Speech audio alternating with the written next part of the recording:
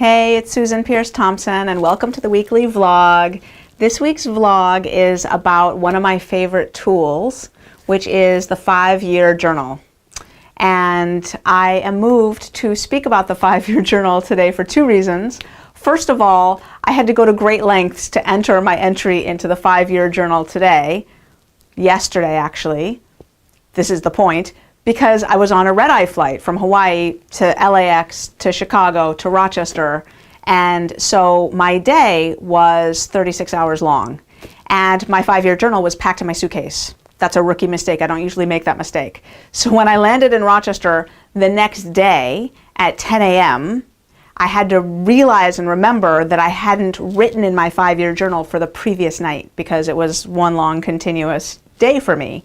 And so when I got home, 36 hours after the day had started, I got out my 5-year journal and I wrote the entry for Tuesday, which was yesterday. And now tonight, Wednesday, I will add my additional entry.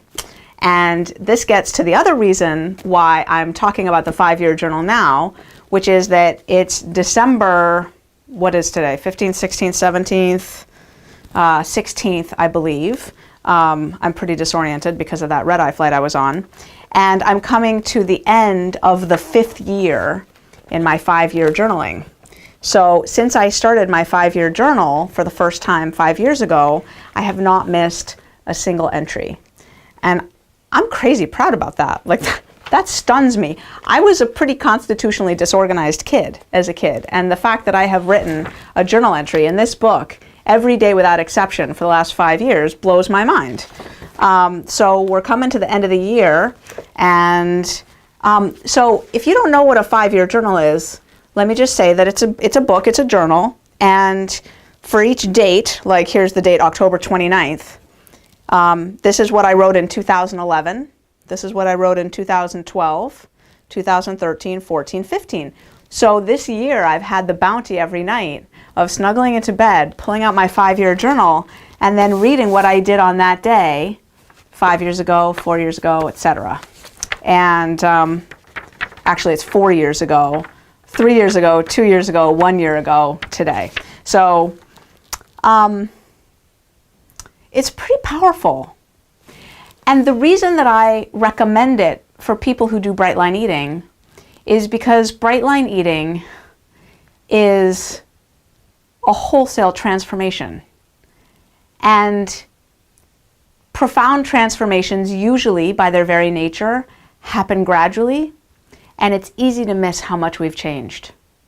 And so when we journal every night, and I use my 5-year journal just to encapsulate the day, I just synopsize it. I just say what happened and maybe how I was feeling, or funny or cute things that my kids said, or whatever. I don't put any constraints on what I put in here. This is not my gratitude journal. I actually have a separate journal that I make a gratitude list in each night. But it really gives one a perspective on the passage of time,